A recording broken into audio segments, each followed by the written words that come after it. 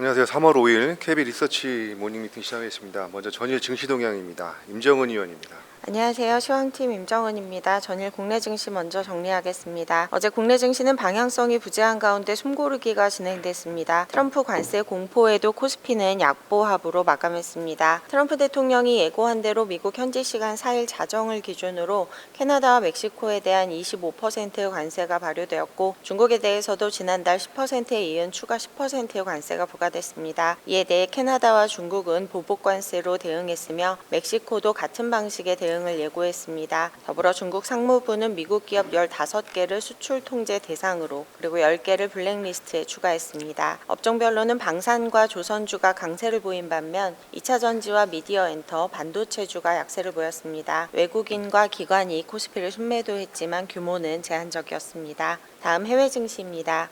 미국 증시는 트럼프발 관세 충격이 이어지면서 하락세가 연장됐습니다. 낙폭이 컸던 일부 기술주로 저가 매수세가 유입되면서 나스닥은 장중 1%대 반등을 보이기도 했습니다. 트럼프 관세 부과 강행에 캐나다와 중국도 보복 관세로 대응함에 따라 글로벌 무역 분쟁이 격화될 우려에 경기 불확실성이 고조됐습니다. 한편 존 윌리엄스 연은 총재는 트럼프 관세 정책이 인플레이션 상승 압력으로 작용할 수 있다는 견해를 밝혔습니다. 제너럴 모터스가 4%대 하락하는 등 캐나다와 멕시코에 대규모 생산 설비를 둔 자동차주가 약세를 보였고, 테슬라는 중국 판매량 급감에 4%대 하락했습니다. 중국 증시는 미국과의 관세 전쟁으로 서구권 소유 기술에 대한 의존도를 낮추려는 의지가 높아지면서 상승했고, 유럽 증시는 미국이 유럽에도 실제 관세를 시행할 수 있다는 불안에 급락했습니다. 자동차 약세가 부각되면서 독일 증시는 3% 넘게 하락했습니다. 관전 포인트입니다. 트럼프의 관세 강행, 대상국의 보복 관세 대응에 미증시가 하락했습니다. 이 가운데 미 상무장관은 이르면 내일 캐나다와 멕시코의 관세 감면안을 발표하겠다고 언급했습니다. 한편 트럼프 관세 정책이 경제 성장 둔화로 이어질 것이라는 우려 속에 연준의 5월 금리 인하 전망도 부상했습니다. 오늘 개막하는 중국 전인대에서는 5% 안팎의 성장 목표를 제시할 것으로 예상되고 있는데, 경제 성장 목표 달성을 위한 경기 부양책에 관심이 높아질 것으로 예상됩니다. 이상입니다. 트럼프발 관세 충격이 이어지면서 미 증시의 하락이 연장되는 모습입니다. 글로벌 무역 분쟁 격화에 따른 경기 불확실성도 함께 같이 고조되는 그런 상황이었습니다. 다음은 3월 국내 채권 금리 한번 살펴보도록 하겠습니다. 임재균 의원입니다. 안녕하십니까. 채권팀 임재균입니다. 3월 채권 전망 말씀드리도록 하겠습니다. 경기 둔화 우려로 인해서 금리가 하락을 하고 있습니다. 2월 금통위에서 하는 총재는 2월 금리 인하를 포함해 연내 2차례에서 3차례 정도의 금리 인하를 가정하고 있는 시장의 전망은 한국은행의 가정과 크게 다르지 않다고 언급을 했는데요. 경기 둔화 우려가 높아지면서 시장은 연내 3차례 인하에 더 무게를 두고 있는 것으로 보고 있습니다. 이를 고려하면은 국고 3년과 10년 금리 하단은 각각 2.5% 및 2.65%로 판단을 하고 있습니다. 다만 저희는 이를 차익 실현 기회로 활용해야 한다라고 저희는 보고 있습니다. 미국이 멕시코와 캐나다에 관세를 부과할 경우 미국 물가에 미친 영향은 중국에 대한 관세보다 훨씬 큰 상황입니다. 트럼프 1기에 비해 물가가 높은 상황에서 관세는 트럼프에게도 부담으로 작용할 수밖에 없다라고 보고 있습니다. 더욱이 한국은행은 이미 트럼프의 관세 정책을 일부 반영을 하면서 올해 성장률 1.5%까지 하향 조정을 했습니다. 오히려 관세 정책이 후퇴할 경우에 성장률이 올라갈 수 있다라고 보고 있고요. 설령 관세 정책이 강화된다라고 하더라도 한국은행 총재는 재정 정책을 통해 성장을 끌어올려야 된다라고 언급을 했습니다. 올해 말 기준금리가 2%까지 가기는 어려운 상황이다라고 저희는 보고 있습니다. 다만 금리가 반등을 해도 상승폭 역시 크지 않을 것으로 저희는 예상을 하고 있는데요. 2월 금통위에서 하는 총재는 완화적으로 해석될 수 있는 부분도 차단을 했지만은 2.75%는 중립금리 상단이며 현재 통화정책은 중립적이면서도 긴축적이라는 표현을 통해 매파적으로 해석될 수 있는 부분도 차단을 했습니다. 2월 초 3년물 금리가 2.58, 10년물 금리가 2.8% 수준일 때 하는 총재는 블룸버그와의 인터뷰에서 매파적인 스탠스를 보이면서 금리를 끌어올린 이후에 2월 금통위에서 중립적인 모습을 보여줬는데요. 이를 고려하면은 국고 3년과 10년 금리 상단은 각각 2.65% 및 2.9% 정도로 판단을 하고 있습니다. 다만 외국인이 선물청에서 매수세를 통해서 금리를 끌어내리는 가운데 3월 18일 선물 만기와 헌법재판소에서 판결 결과에 따라서 변동성이 높아질 수 있는 점은 저희가 유의해야 되는 상황이다라고 보고 있습니다. 한편 연말부터 지속된 30년물의 강세는 저희는 50년물 입찰이 있는 3월 14일 전후로 다소 해소가 될 것으로 예상을 하고 있습니다. 보험사들은 장기선도 금리 하락 및 관측기간 확대에 따라서 킥스 비율이 악화가 되면서 1분기 말 공시 전까지 초장기물을 매수를 해야 되는 상황입니다. 1월은 30년물의 강세로 매수세가 좀 둔화했었지만은 2월, 3월 기재부가 30년물 발행을 확대를 하면서 보험사들 입장에서도 매수할 수 있는 여력이 다소 확보가 되는 상황이고요. 이런 흐름들은 이번 달 중순 50년물 입찰이 있는 3월 14일까지 지속될 것으로 저희는 예상을 하고 있습니다. 이상입니다. 네, 최근에 경기 둔화 우려가 높아지면서 시장은 연내 세 차례의 추가 금리 인하에 더 무게를 두고 있습니다. 이를 고려하게 되면 국고채 3년물과 10년 금리 하단은 각각 2.5% 및 2.65%로 판단합니다. 저희 KBS는 이를 차익 실현 기회로 활용해야 된다고 판단하고 있고, 만약에 트럼프의 관세 정책이 더 강화가 되게 되면 우리 한국의 전망치는 더 하향 조정될 것입니다. 그렇지만 한국의 기준금리가 올해 2%까지 인하되기는 어렵다라고 이제 판단을 하고 있고, 만약에 올해 성장률이 1.5%를 하회할 경우에는 재정 정책을 통해서 성장률을 끌어올려야 한다고 계속 언급을 하고 있습니다. 만약 15조에서 20조 원 정도의 추경이 이루어진다면 올해 성장률은 1.7% 내외를 기록할 것으로 이렇게 전망을 하고 있고, 금리가 반등을 해도 상승폭 역시 크지 않을 것으로 전망을 하고 있습니다. 이미 2.75%를 중립금리 상단이라고 이제 표현을 하고 있는 거고, 이를 고려하면 3년물 금리의 상단은 2.65% 그리고 10년물은 2.9% 정도로 판단하고 있습니다. 최근에 강세가 지속되고 있는 30년물의 강세는 50년물 입찰을 전후로 해서 해소가 될 것이라는 그런 임재균 위원의 코멘트였습니다. 네, 다음은 3분기 인디아 GDP 한번 살펴보겠습니다. 김승민 위원입니다. 네, 안녕하세요. 아시아시장팀 김승미입니다. 지난주에 인도 GDP가 발표되어서 관련된 내용 설명드리도록 하겠습니다. 회계연도 2025 3분기 GDP는 6.2%로 예상치에 부합을 했습니다. 경제 구성 항목 중에서 민간 소비와 정부 지출이 긍정적으로 작용을 했는데요. 민간 소비 같은 경우는 여름철 우기 시즌에 비가 충분히 오면서 여름 시즌의 주요 재배 시즌인 카리프 시즌 작황이 호조를 보이게 되었습니다. 농업 업황이 양호한 흐름을 기록해서 농촌 소비 개선이 전체 민간 소비 성장을 견인하게 되었습니다. 두 번째로는 정부 지출인데요.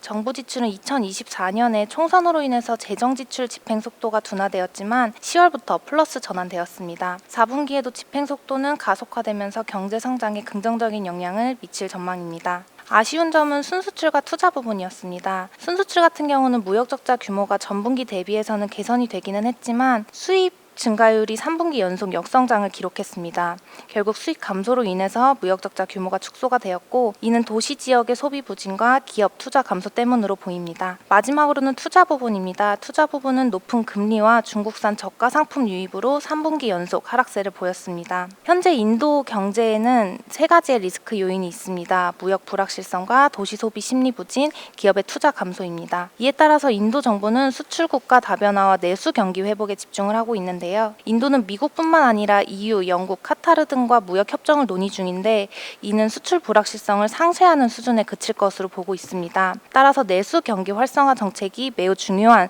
상황인데요. 중앙은행인 RBI는 4월 통화정책회의에서 기준금리를 인하할 가능성이 높고, 인도 정부는 기존에 말씀드렸던 PPP 3개년 계획, PLI 보조금과 같은 제조업 육성 정책을 지속할 것으로 보고 있습니다. 그렇다 보니 이런 다양한 지원 방안을 통해서 하반기에는 내수 경기 개선을 유도할 것으로 예상해 회계연도 2026에는 인도 경제가 상저하고의 흐름을 보일 것으로 전망하고 있습니다. 감사합니다. 네, 인디아 3분기 GDP는 전년 대비 6.2% 증가를 기록해서 예상치에 부합을 했습니다. 민간 소비와 정부 지출이 예상 외로 큰 폭 상승을 했고, 올해 인도 경제는 상저하고를 전망합니다. 그리고 하반기에는 내수 회복이 기대될 것이라는 김승민 의원의 코멘트였습니다. 네, 다음은 HD현대미포조선 업데이트 보고서입니다. 정동익 의원입니다.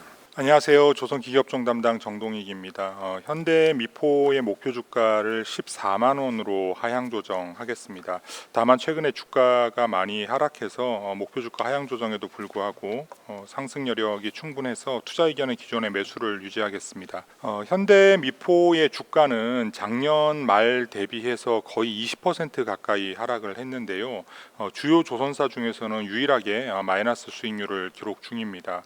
이는 부진했었던 4분기 실적, 또 2024년 실적치 대비해서 크게 감소한 2025년 수주 가이던스, 또 방산 부분이 없다라는 거하고 낮은 LNG선 비중 등이 원인으로 작용한 것으로 판단이 됩니다. 하지만 이러한 주가 하락으로 인해서 올해 예상 실적 기준으로 PBR이 2.2배 수준까지 하락을 했는데요.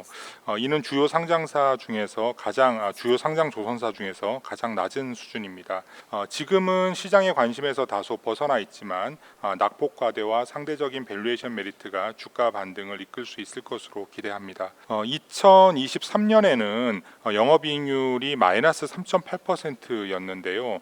지난해 상반기에는 플러스 0.3%, 하반기에는 플러스 3.3%로 개선이 되었습니다. 올해 상반기에는 영업이익률이 플러스 3.6%를 기록해서 지난해 하반기 대비 소폭 개선되는 데 그치겠지만 올해 하반기에는 4.8% 수준까지 개선될 수 있을 것으로 저희는 기대를 하고 있습니다. 지난해 매출액의 60% 정도가 2022년에 수주했었던 저가 수주 물량에서 발생을 했는데요. 올해는 10% 미만으로 감소할 전망이고요. 지난해에는 매출 반영이 거의 없었던 2024년 고성가 수주 물량의 비중이 매분기 증가해서 올해 연간으로는 40%를 상회할 것으로 예상되기 때문입니다. 한편 현대미포는 2019년을 마지막으로 4년 연속 배당금을 지급하지 못했었는데요. 지난해 실적 개선을 바탕으로 해서 주당 710원의 현금 배당을 실시하겠다고 공시를 했습니다. 기업가치 재고 계획 공시를 통해서 향후 별도 기준 당기 순이익의 30% 이상을 배당하겠다고 밝힌 만큼 지속적인 배당 증가도 기대가 되는 상황입니다. 이상입니다. 네, HD 현대미포 목표 주가를 기존 16만 원에서 14만 원으로 하향 조정하지만 최근 주가 하락으로 약 29%의 상승 여력을 확보하고 있어 투자 의견은 바이를 유지를 하겠습니다. 하반기부터는 점진적인 수익성 개선도 기대가 되고 있고 배당 재개도 긍정적이라는 그런 정동익 의원의 코멘트였습니다. 네, 다음은 증권업종 2월 데이터 점검 한번 해보겠습니다. 강승건 의원입니다. 예, 안녕하세요. 우선은 증권업종의 브로커리지 지표부터 말씀드리도록 하겠습니다. 2월의 일평균 거래대금은 21.2조 원으로 전월 대비 27.9% 증가했습니다. 주식시장 반등에 따라서 시가총액 상승 요인뿐만 아니라 회전율 상승이 반영되었기 때문입니다. 해외 주식 거래 규모는 536억 달러로 전월 대비 10% 감소하였습니다. 하지만 2024년 대비 28.2% 높은 수준이 유지되고 있다는 점에서 여전히 양호한 수준이 저희는 유지되고 있다라고 판단을 내립니다. 최근 해외 주식 관련돼서 경쟁이 심화되고 있습니다. 4분기 기준으로 토스의 수수료 기준 MS는 17.9%로 전분기 대비 4.6%포인트 상승했습니다.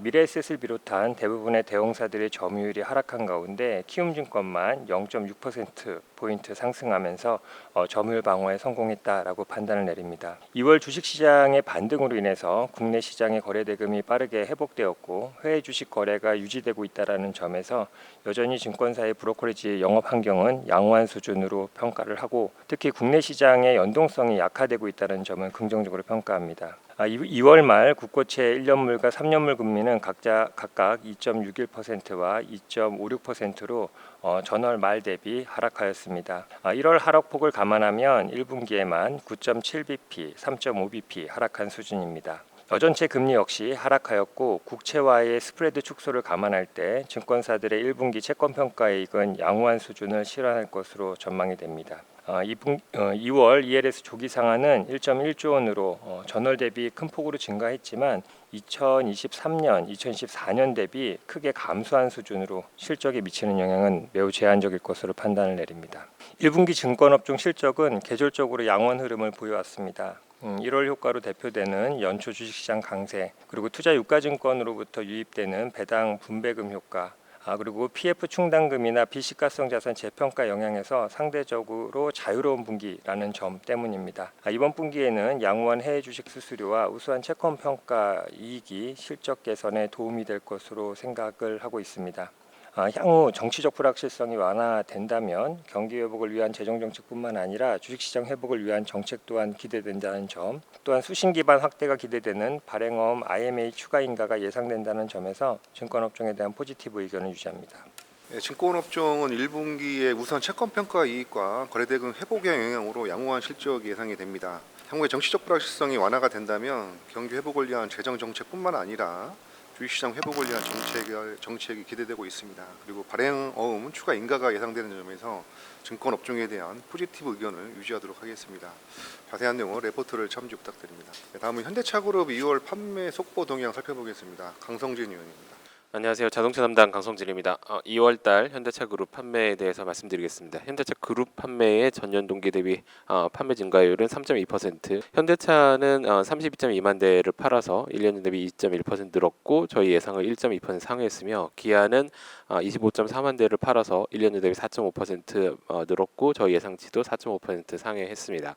이번에 판매가 예상보다 잘 나왔기 때문에 영업이익의 긍정적인 요인이라고 볼 수 있으나 판매 증가가 대당 공원이익 증가, 즉 인센티브의 증가, 대당 공원이익의 감소, 인센티브의 증가를 수반할 가능성, 그러니까 할인 혜택을 늘려가면서 판매 대수를 늘리는 결과의 가능성을 우리는 좀 감안할 필요가 있고요. 일단 대당 공원이익을 기존 가정치 그대로 적용을 해서 본다면 두 회사의 판매 대수와 예상과의 차이는 각각 348억 원과 1,042억 원의 영업이익 추정치 상향 요인에 해당된다고 볼 수 있겠습니다. 한편 최근 뉴스를 좀 살펴보면 유럽 집행부에서 2025년부터 이산화탄소 배출 규제 적용 방식을 변경해서 자동차 업체들의 부담을 좀 줄어드는 방식을 제안을 했고요. 원래는 2025년부터 연간 평균으로 1년 전 대비 12.2%의 탄소 배출을 줄여야 됐지만 이걸 좀 기간을 늘려서 3년 동안 향후 3년 동안 평균 배출량을 기준치까지만 맞추면 된다라고 지금 조정하는 내용이고요. 이게 이제 저희가 기존에 전망했던 유럽의 전기차 판매 증가율에 대한 하향 조정 요인이 될 수 있다라고 저희는 판단하고 있습니다. 자세한 내용은 리포트 참조 부탁드리겠습니다. 감사합니다. 네, 현대차그룹의 2월 글로벌 도매 판매는 전년 동월 대비 3.2% 증가한 57.6만 대를 기록을 했습니다.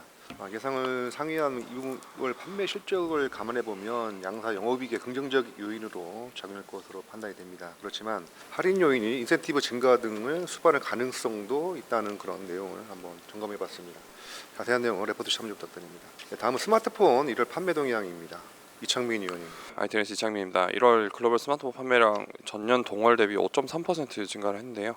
보조금 효과가 두드러졌던 중국 시장의 성장 때문입니다. 아이폰 16 출시 효과가 축소되는 과정에서 중국 제외하면 대부분 판매량 감소 흐름이 나타났습니다. 하지만 중국은 이관심 보조금 효과로 크게 성장을 했는데요. 이제 미국과 유럽, 인디아 등에서 공통적으로 나타났던 부분은 첫 번째로 이제 아이폰 16이 9월에 출시가 됐는데 판매량이 지속적으로 감소를 하고 있고 또 갤럭시 S 시리즈가 작년에는 1월에 나왔는데 올해는 2월에 나오면서 1월 판매량이 하락을 했습니다. 반면 중국 같은 경우는 현재 한 120만 원 수준의 핸드폰을 최대 10만 원 수준까지 구매 보조금을 지급을 해주고 있습니다.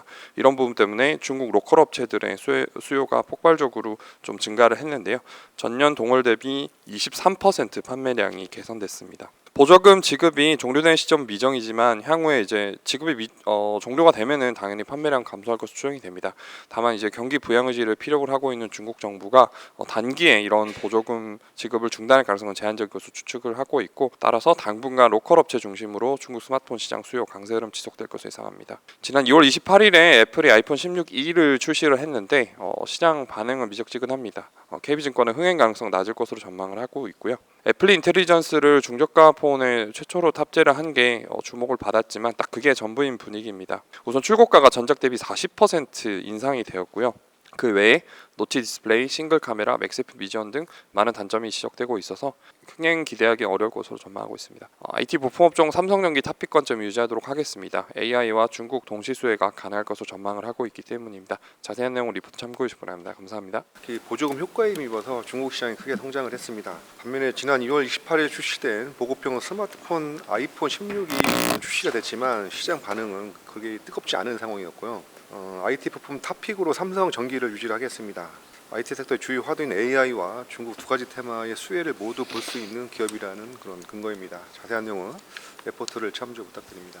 네, 다음은 지주회사 모멘텀 한번 살펴보겠습니다. 박건영 위원입니다. 네, 안녕하세요. 지주회사 담당 박건영입니다. 지난주 24일에 상법 일부 개정 법률안이 법사소위에서 처리가 되었습니다. 따라서 해당 내용을 좀 살펴보면 주요 골자는 이사의 충실 의무 대상을 기존 회사에서 이제 주주로 확대를 한다이고, 이사가 특정 주주가 아니라 총주주의 이익을 고려한다입니다. 결국 이러한 상법 개정 시 주주 간 이해상충으로 발생하는 우리나라 지주회사들의 NAV 디스카운트, 더 나아가서 코리아 디스카운트에 어떠한 영향을 미칠지 좀 고민이 필요한 시점이라고 판단이 됩니다. 따라서 해당 리포트에서는 선진국의 이사의 충실 의무와 법적 보호 수준, 그리고 기업 가치를 분석을 했습니다. 우선 선진국부터 좀 살펴보도록 하겠습니다. 선진국의 이사의 충실 의무의 경우에는 주요 선진국 모두 이사가 회사에 충실할 의무를 부담한다는 점은 공통점입니다. 다만 그 범위와 표현에서 좀 차이가 존재를 하는데요. 영국과 미국의 경우에는 이사의 충실 의무 범위가 더 넓습니다. 영국의 경우에는 주주라고 특정 짓진 않지만 이사가 모든 구성원의 이익을 고려해야 된다고 명시가 되어 있고요. 그리고 미국 같은 경우에는 이사의 충실 의무를 판례법으로 발전시켜 온 것으로 좀 파악이 됩니다. 그래서 델라웨어주 공식 웹사이트를 살펴보면 이사가 회사를 경영을 할 때 회사와 주주에 대한 충성과 주의의 신탁 의무를 진다라고 언급이 되어 있습니다. 따라서 영국과 미국이 주주 보호 관점에서는 좀 더 강화되어 있다라고 보시면 될 것 같고요. 결국 과거 연구들을 좀 살펴보면 법적 주주 보호 수준이 높을수록 기업 가치가 높게 형성되는 경향이 있음을 많이 연구가 되어 왔습니다. 소주주 보호가 강력한 국가일수록 토빈 스큐가 높게 나타나고 있고요. 이를 좀 해석을 해보면 경영진이나 지배주주가 사적 이익 추구가 제한된 환경에서는 외부 투자자들이 기업에 대한 신뢰도가 높기 때문이고요. 반대로 투자자 보호가 미흡한 국가에서는 경영진이 사익을 추구할 가능성이 높아져서 기업 가치가 저평가되는 현상이 관찰이 되었습니다. 결국 해당 데이터는 2000년대 초 데이터이기 때문에 현재 상황을 분석하기엔 조금 한계가 있습니다. 다만 주주 보호 수준이 높은 국가일수록 시장에서 기업 가치가 높게 평가되는 경향은 현재에도 유효하다고 판단이 됩니다. 앞서 살펴본 바와 같이 미국과 영국처럼 법적으로 강력한 주주 보호 체계를 갖춘 국가들이 주식시장에서 PE와 PB가 높게 나타나기 때문입니다. 따라서 한국 시장의 디스카운트 요인도 복합적이지만 주주 보호 강화가 시장 신뢰 회복으로 작용하여 디스카운트를 완화시킬 가능성도 존재한다고 판단이 됩니다. 자세한 내용은 리포트 참고 부탁드리겠습니다. 감사합니다. 네, 지난 2월 14일이죠. 그 법사위에서 상법 일부 개정 법률안이 처리가 되었는데요. 이사의 충실 의무 대상을 기존 회사에서 주주로 확대를 하고 이사가 특정 주주가 아닌 총주주의 이익을 고려하도록 법적 의무를 부여한다는 것이 상법 일부 개정 법률안의 주요 골자라고 할 수가 있겠습니다. 따라서 이를 통해서 주주 보호와 기업 가치가 어떻게 나타나는지를 한번 살펴봤습니다. 자세한 내용 레포트를 참조 부탁드립니다. 자, 오늘만 마지막 기업 엔비디아 살펴보겠습니다. 유중호 위원입니다. 안녕하세요. 미국 기업 분석 담당 유종호입니다. 엔비디아의 주가는 여러 우려 사항으로 인해서 하락세가 나타나고 있는데요. 그럼에도 상승 여력은 여전히 높다고 판단하므로 운용 비중 확대 의견을 제시드립니다. 엔비디아의 블랙겔 생산 확대와 차기 제품 출시에 따른 매출 성장이 기대되고 12개월 선행 ROE 같은 경우에는 주가 하락에도 66.7%로 상승 추세이며 마지막으로 장기 이익 성장성을 반영한 상대 주가는 저평가되어 있다라고 판단합니다. 엔비디아의 12개월 선행 PE는 24.5배로 낮아졌고 향후 3년 EPS 연평균 복합 성장률을 반영한 PE 지배수는 0.8배를 기록하여 S&P 500과 반도체 산업 대비 낮습니다. 올해 실적을 간략히 살펴보면 매출과 주당 순이익은 예상치를 상회했습니다. 전체 매출의 91%를 차지하는 데이터 센터 매출은 전년 동기 대비 93.3% 증가했습니다. 블랙겔 같은 경우는 이번 4분기에 110억 달러 규모의 매출을 달성하면서 역대 최단 매출 성장 기록을 세우기도 했습니다. 이런 블랙겔 수요에 기반해서 이번 올해 실적 성장이 이어질 것으로 가이던스를 제시했는데요. 일단 블랙겔 같은 경우에는 강한 수요에 따른 대규모 생산망을 구축하고 있고 올해 매출 총이익률 같은 경우에는 점차적으로 개선돼서 70% 중반대를 달성할 것으로 언급했습니다. 또한 AI에 특화된 스펙트럼 X 이더넷과 NV링크도 성장할 것으로 언급했습니다. 차기 제품인 블랙겔 울트라 같은 경우는 하반기 출시를 언급했고 그리고 베라 루빈 같은 경우에는 올해 GTC 행사에서 공개할 것으로 언급했습니다. 자세한 내용은 리포트를 참조해 주신 감사드리겠습니다. 예, 엔비디아 주가가 연초 이후 15% 정도 하락을 했는데요. 블랙웰 생산 확대와 차기 제품 출시에 따른 매출 성장 기대, 그리고 12개월 선행 ROE는 주가 하락에도 66.7%로 상승 추세에 있습니다. 그리고 장기 성장을 반영한 상대 주가는 여전히 저평가되어 있기 때문에 최근 하락을 이용해서 운용 비중 확대를 제시를 하도록 하겠습니다. 자세한 내용은 레포트를 참조 부탁드립니다. 이상으로 3월 5일 KB 리서치 모닝 미팅 마치도록 하겠습니다. 감사합니다.